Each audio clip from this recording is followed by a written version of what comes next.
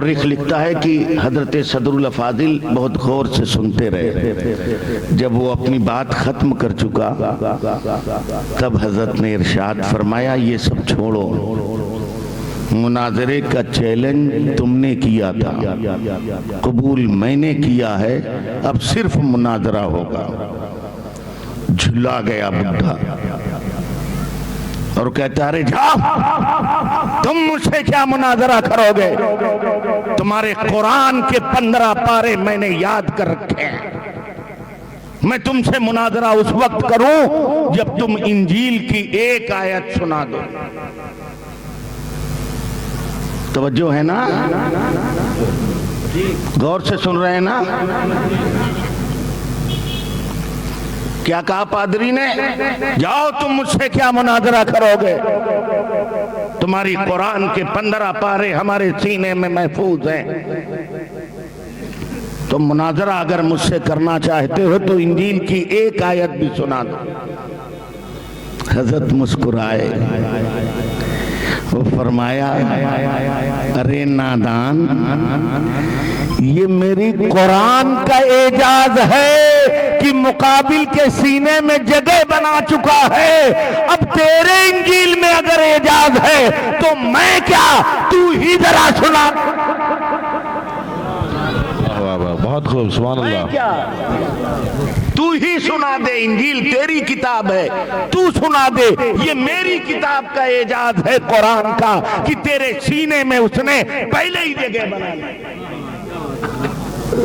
اللہ اکبر کبیر، مبہوت ہو گیا. یہ ہے قرآن، یہ ہے اس کی عظمتیں. دشمنوں کی سینے میں بھی وہ محفوظ جب ہو جاتا ہے تو اللہ اسے روشنی عطا کر دیتا ہے. ایک واقعہ اور مجھے یاد آیا. حضرت کتنی دیر بولنا بتا دیں؟ نہیں کوئی تکلف کی بات. جی تھوڑا سا حضرت، ہاں 11:15 تو ہو چکے ہیں. ہاں بس ایک پیغام آپ لے کے جائیے. یہ قرآن مجید ہم لوگوں نے اس کتاب کو، جو ہماری کامیابی کی ضمانت، وہ دنیا ہو یا آخرت، اس کو ہم نے اور آپ نے چھو چھکڑ والی کتاب بنا دیا ہے. معاذ اللہ، اس میں دو رائے نہیں کہ قرآن شفا ہے، مانتے ہیں عقیدے کا حصہ ہے، قرآن خود کہتا ہے. مگر ہم نے بنایا کیا ہے؟ اگر کاروبار اچھا نہیں چل رہا، گھر میں بیماریاں ہیں، تو کوئی مل گیا موویز، اس نے کہا یار بھوت لگتا ہے، پریت ہے، سحر ہے، سفلی ہے، سورہ بقرہ پڑھواؤ. تب آپ یا خود پڑھتے ہیں یا قاری صاحب کے یہاں کے بچے، اور آپ تو پڑھتے ہی نہیں، یہ بچے ہی پڑھتے ہیں. تو آپ نے اسے دعا تعویذ والی کتاب سمجھ لیا ہے. حالانکہ ایسا نہیں ہے. قرآن کیا ہے؟ وہ خود کہتا ہے ھدی للمتقین. ہم کتاب ہدایت. بہت لوگ بہت ترقی کیے ہیں، وہ کہتے ہیں قرآن سائنس کی کتاب ہے، کوئی الجبرا، جیومیٹری، کیمیا اور نہ جانے کون کون. میں نہیں مانتا اس کو. قرآن کتاب ہدایت ہے. یہ بات الگ ہے کہ ہدایت دینے کے لیے قرآن میں جس زاویے کی ضرورت پیش آئی ہے، اس زاویے میں اللہ نے اپنے بندوں کو اپنی معرفت کا شعور بخشا. کوئی جیومیٹری سے سمجھنا چاہتا ہے تو وہ بھی موجود ہے، الجبرا سے سمجھنا چاہتا ہے وہ بھی موجود ہے، سائنس سے سمجھنا چاہتا ہے وہ بھی اس میں موجود ہے. تیرا فکر جس روش اور جس راہ سے مجھ تک رسائی حاصل کرنا چاہتا ہے، میں نے اپنی کتاب ہدایت میں رکھ دیا ہے. اسے پڑھ لے اور میری معرفت حاصل کر. سبحان اللہ. بہت خوب، بہت خوب. زندہ باد. کتاب ہدایت ہے. ایک بہت بڑے ڈاکٹر ہیں آسٹریلیا کے، ڈاکٹر موریس بوکائلے. ان کی کتاب اردو میں آ گئی ہے، اسلام، قرآن، انجیل اور سائنس. اس میں خود وہ لکھتے ہیں اپنا واقعہ، موضوع سے متعلق ہے اس لیے میں کہہ دوں، اتنی عظمت والی کتاب ہے نا، کسی کے سینے میں چلی جاتی ہے نا تو اسے اللہ کے سامنے جھکا دیتی ہے اور عزت عطا کر دیتی ہے۔ ابھی حفاظ فارغ ہوں گے، جیسے یہ علماء فارغ ہو رہے ہیں نا بچے، یہ سالانہ جلسہ ہے ایسے، نہیں بچے ہیں، بچے فارغ ہو، یہ علماء دستار باندھیں گے، اللہ کی قسم حافظ جی بھی عزت والے ہوں گے اور ان کا خاندان بھی عزت والا ہو جائے گا۔ بہت خوب۔ ایسی عظمت والی کتاب ہے۔ ڈاکٹر مورس بکائلے نے لکھا ہے کتاب کے شروع میں کہ میں ایک دن جرمن کے ایک سائنسداں کا ایک لیکھ مضمون پڑھ رہا تھا، اس میں اس نے لکھا تھا کہ دنیا کی ہر جاندار کی اصل پانی ہے۔ کہنے لگا مگر اس نے کوئی دلیل نہیں دیا تھا، یہ دعویٰ کیا تھا، اور میرا مزاج چونکہ سائنسی تھا، میں خود سائنٹیفک تھا، سائنسداں تھا، اس لیے میں نے اس کی بات کو قبول نہ کیا۔ سائنسی ذرائع سے میں نے دلائل تلاش کرنے شروع کیے، مجھے نہیں ملے۔ مجبور ہو کے میں نے سوچا چلو مذہبی کتابوں کو دیکھیں، شاید وہاں اس کی کوئی دلیل موجود ہو۔ کہتا ہے مارکیٹ گیا، جتنے مذاہب کی کتابیں دستیاب تھیں سب کو حاصل کیا، پڑھا، مگر صفر، کہیں کچھ نہیں۔ کیا دعویٰ تھا جرمن کے سائنسداں کا؟ دنیا کی جتنی جاندار چیزیں ہیں سب کی اصل پانی، سب پانی سے پیدا ہے۔ کہا تھا مگر دلیل نہیں دی۔ کہا مذہبی کتابوں کو پڑھا، کہیں کچھ نہیں ملا۔ پھر لکھتا ہے مجھے مسلمان اور مسلمانوں کی کتاب قرآن سے سخت نفرت تھی۔ کہتا ہے ایک دن میں لیٹا تھا، لیٹے لیٹے سوچتا رہا کہ یار کسی کتاب میں مذہبی تو یہ ملا نہیں، قرآن بھی ایک ریلیجن، ایک مذہب کی کتاب ہے، چلو پڑھ کے دیکھتے ہیں شاید اس میں کچھ مل جائے۔ دشمنوں کی کتاب ہے تو کیا ہوا، کتاب سے نفرت کرتا ہوں تو کیا ہوا، صاحب کتاب سے نفرت کرتا ہوں تو کیا ہوا، مگر چلو کتاب کو پڑھتا ہوں۔ کہتا ہے مارکیٹ گیا، قرآن لایا، بلند مقام پہ رکھا اور مسلمانوں کی طرح ہاتھ دھلا میں اور بیٹھ گیا قرآن پڑھنے کے لیے۔ توجہ ہے، غور سے سن رہے ہو؟ کہتا ہاتھ دھلا اور قرآن کو رکھا، پڑھنا شروع کیا۔ کہتا پڑھتا جا رہا ہوں، ورق الٹتا جا رہا ہوں، پڑھتا جا رہا ہوں، ورق الٹتا جا رہا ہوں، پڑھتا جا رہا ہوں، ورق الٹتا جا رہا ہوں۔ ایک جگہ جب میں پہنچا تو میری نگاہیں ٹھہر گئیں اور میں قرآن کی اس آیت کو غور سے دیکھتا رہا۔ میرے دل کی دنیا میں انقلاب برپا ہوا، مجھے جتنی نفرت قرآن اور صاحب قرآن سے تھی وہ دور ہو گئی، اور میرے دل نے کہا اے قرآن تو سچا، اور جس پر تو نازل ہوا وہ محمد سچا صلی اللہ علیہ وسلم۔ میں پڑھتا ہوں لا الہ الا اللہ۔ سبحان اللہ، بہت خوب بھائی، ماشاءاللہ، واہ واہ، سبحان اللہ، سبحان اللہ۔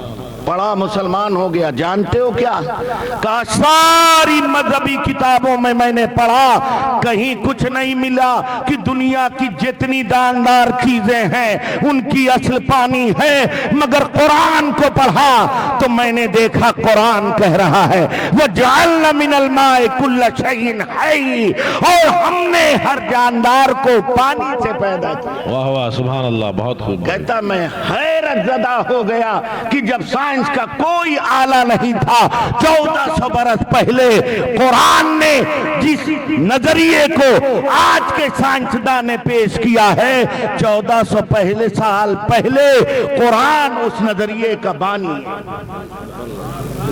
کہ قرآن کی عظمتوں کا میں نے اعتراف کیا اور دل سے کلمہ پڑھا اور میں مسلمان ہو گیا۔ یہ ہے قرآن۔ بہت خوب۔ دشمنوں کے دل میں جاتا ہے تو اپنی جگہ بنا لیتا ہے۔ سبحان اللہ، سبحان اللہ۔ اسی قرآن کو کم نصیبی سے ہم نے چھوڑ دیا ہے، طاقوں میں سجا دیا ہے۔ ابا اماں دادا نانا کے تیجے اور 40ویں والی کتاب بنا دی۔ تمہارے اور ہمارے پیغمبر نے کیا فرمایا؟ ہم اور آپ سمجھتے ہیں کہ ہم بہتر ہوں گے جب پروفیسر بنیں گے، ڈاکٹر بنیں گے، انجینئر بنیں گے۔ میں اس کی مخالفت نہیں کرتا ڈاکٹر رضوان صاحب کہ آدمی ڈاکٹر نہ بنے، پروفیسر نہ بنے، لیکچرر نہ بنے، یا دنیا کے اور جتنے عصری علوم ہیں جو ظاہری ترقی کے وسائل ہیں، ذرائع ہیں، اسباب ہیں، وہ نہ حاصل کیے جائیں، مگر وہ ہماری بہتری کا ذریعہ نہیں ہے۔ اگر ہم بہتر انسان بننا چاہتے ہیں تو اللہ کے حبیب فرماتے ہیں خیرکم من تعلم القرآن وعلمہ، تم میں بہترین انسان وہ ہے جو قرآن پڑھے اور قرآن پڑھائے۔ واہ واہ، سبحان اللہ، سبحان اللہ، بہت خوب۔ اگر بہتر انسان بننا چاہتے ہو تو قرآن پڑھیے اور قرآن پڑھائیے۔ میں یہ عرض کر رہا تھا کہ میرے بچوں، میرے نوجوانوں، آپ ہمارا مستقبل ہیں۔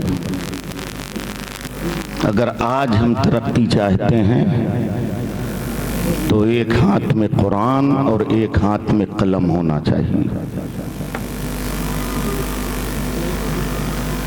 ترقی ہل کی مٹھیا پکڑنے سے نہیں ہوتی،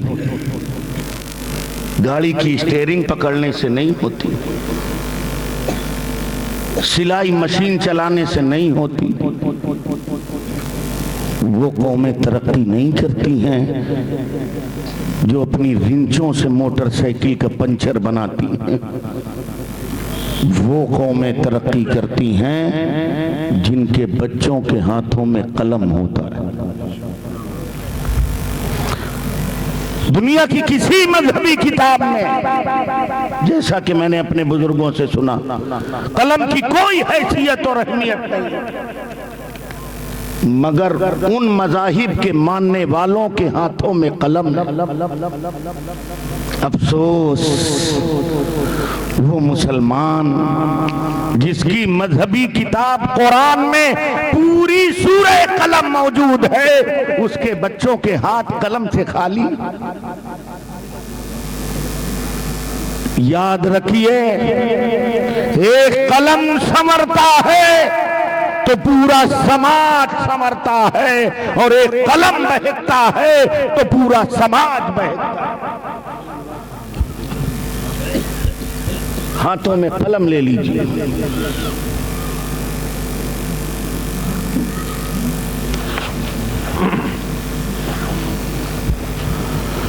حضرت کی آمد ہے، آپ میری طرف متوجہ رہے۔ ہاتھوں میں قلم لیجئے۔ تشریف۔ پورا سماج سنورتا ہے، ایک قلم سنورتا ہے، اور ایک قلم بہکتا ہے تو پورا سماج بہکتا ہے۔ اگر نہیں سمجھ سکے تو میں اور قریب لے جا کے سمجھاؤں آپ کو۔ اسماعیل دہلوی کا قلم بہکا، سماج بہک گیا۔ اشرف علی کا قلم بہکا، سماج بہک گیا۔ قاسم نانوتوی کا قلم بہکا، سماج بہک گیا۔ سلمان رشدی کا قلم بہکا، سماج بہک گیا۔ تسلیمہ نسرین کا قلم بہکا، سماج بہک گیا۔ ذاکر نائک کا قلم بہکا، سماج بہک گیا۔ مگر اللہ کی قسم، ایک امام احمد رضا کا قلم سمر گیا ہے، سماج سمر گیا ہے۔ واہ واہ، سبحان اللہ، ماشاءاللہ، بہت خوب بھائی جی، بہت خوب، بہت خوب۔ ایک قلم بہکتا ہے تو جانتے ہو کیا لکھتا ہے؟ بہکا ہوا قلم لکھتا ہے تو لکھتا ہے جس کا نام محمد یا علی ہے وہ مر کے مٹی میں مل گئے۔ بہکا ہوا قلم لکھتا ہے تو لکھتا ہے نبی مردہ ہے، معاذ اللہ۔ بہکا ہوا قلم لکھتا ہے تو لکھتا ہے وہ ہماری طرح۔ بہکا ہوا قلم لکھتا ہے تو لکھتا ہے نبی کو غیب کا علم نہیں، مگر اللہ کی قسم جب سمرا ہوا قلم لکھتا ہے تو وہ یوں لکھتا ہے ایک بہکا ہوا قلم لکھتا ہے تو لکھتا ہے نبی کو کوئی اختیار نہیں، نبی مر کے مٹی میں مل گئے، نبی کے پیٹھ کے پیچھے کا علم نہیں، نبی ہماری طرح ہے، مگر ایک سنورا ہوا قلم لکھتا ہے تو وہ یہ لکھتا ہے یا رسول اللہ یہ آپ کے غدار آپ کو جو چاہیں کہیں، مگر آپ کا وفادار احمد رضا تو یہی کہتا ہے میں تو مالک ہی کہوں گا کہ ہو مالک کے حبیب یعنی محبوب و محب میں نہیں میرا تیرا۔ وہ کہتے ہیں مر کے مٹی میں مل گیا، مگر سنورا ہوا قلم جب لکھتا ہے تو لکھتا ہے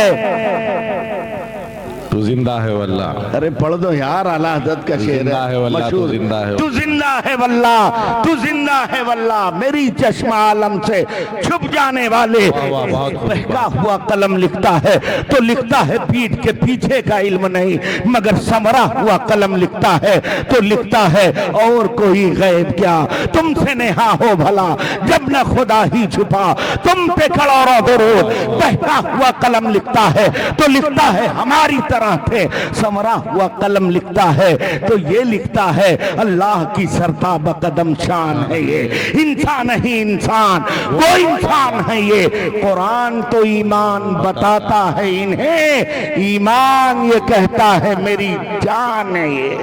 سبحان اللہ، سبحان خوب بھائی، واہ واہ۔ ان بچوں کے ہاتھوں میں قلم دیجیے، اور اسی مقصد کے لیے قاری صاحب نے یہ ادارہ کھولا ہے، سبحان اللہ۔ اور ان نسلوں کو سنوارنے کے لیے یہ بھی یاد رکھو، ہمارے آقا نے فرمایا کہ علم تمہارا دین ہے، علم سیکھتے وقت یاد رکھا کرو، دیکھ لیا کرو کہ یہ کس سے حاصل کر رہے ہو۔ قرآن پڑھانا ہے یہ صحیح ہے، مگر کسی چوبیسیے سے نہیں پڑھانا۔ وہ قرآن پڑھائے گا نا تو پھر اللہ ہی حافظ ہے عقیدے۔ بچوں کو قرآن پڑھائیے، سچا مسلک اعلیٰ حضرت کا جو پاسبان ہو اور جس کا سینہ عشق نبی کا مدینہ ہو، اس سے پڑھائیے، سنی سے پڑھائیے قرآن۔ اور یہ بچے ہماری نئی نسلیں، اللہ کی قسم رات کو جب میں گزرتا ہوں تقریر کر کے کبھی اپنے علاقوں سے، ان نوجوانوں کو دیکھتا ہوں نالی کے کنارے موبائل لگائے ہوئے 2.5 گھنٹے بات کر رہا، اللہ جانے کس سے کر رہا ہے اور کیا کر رہا ہے۔ جی یقیناً۔ ہم لوگ تو پھیپھڑے نکل آتے ہیں ذکر مصطفیٰ کرنے، سانسیں پھول جاتی ہیں، وہ 2.5 گھنٹہ جانے کس سے بات کرتے ہیں۔ نوجوانوں باز آ جاؤ، تمہیں کالی گھٹاؤں کا بھی نہیں پہچاننا آتا، نشے من سے دھواں اٹھتا ہے تم کہتے ہو سامن۔ اب بھی اگر نہ سنبھل سکے تو نسلیں نہیں معاف کریں گی۔ اگر ترقی کرنا ہے اس 21ویں صدی میں تو پھر میں وہ نعرہ دہراتا ہوں جو مشائخ مارارہ نے آج سے 20-25 سال پہلے دیا تھا، مسلمانوں آدھی روٹی کھائیے، اپنے بچوں کو پڑھائیے اور اس سے پہلے فرض دین سکھائیے، سبحان اللہ، سبحان اللہ۔ پھر جو چاہے علم کی وادیوں میں اور علم کی یونیورسٹیوں میں بھیجیے۔ سبحان اللہ۔ دعا کرتا ہوں کہ اللہ تعالیٰ اس ادارے کو اور اس کے بانئین کو، اس کے مدرسین، اراکین، محبین، ان سے محبت کرنے والوں سب کو اللہ سلامت رکھے۔ میں صرف یہ کہنے آیا تھا، کجمج گفتگو میں کوئی پڑھا لکھا آدمی نہیں ہوں، لیکن دل سے میں یہ کہہ رہا ہوں کہ میرے بچوں وقت بڑا نازک ہے، قرآن پڑھنا سیکھو۔ بوڑھے یہ نہ سوچیں کہ اب ہم کیا پڑھیں گے، نہیں، ہمارے آقا نے فرمایا تعلیم حاصل کرنے کی کوئی عمر نہیں۔ اب بھی وقت ہے اپنے امام صاحب سے، اپنے قاری صاحب سے، یا ہزاروں روپے فاتو چیزوں پر، فضولیات اور لغویات پہ خرچ کرتے ہیں، 1000 روپے دے کے کسی حافظ کو لگا لیجئے، قرآن پڑھیے۔ اور قرآن پڑھنے کا مطلب صرف یہ نہ نکالیے کہ بس پڑھا کہ الحمدللہ رب العالمین، ایسے نہیں، قاری لائیے جو صحت مخارج کے ساتھ تمہیں قرأت سکھائے، پھر اللہ توفیق دے تو کنز الایمان پڑھیے اور تفسیر خزائن العرفان، تب تمہیں پتا چلے گا کہ تمہارا رب تم سے کس انداز میں مخاطب ہے اور وہ تمہیں کیا چاہتا ہے۔ دعا کرتا ہوں کہ اللہ تعالیٰ آپ سب کو سلامت رکھے، ہم سب کو ایمانی زندگی اور ایمان پر خاتمہ نصیب فرمائے۔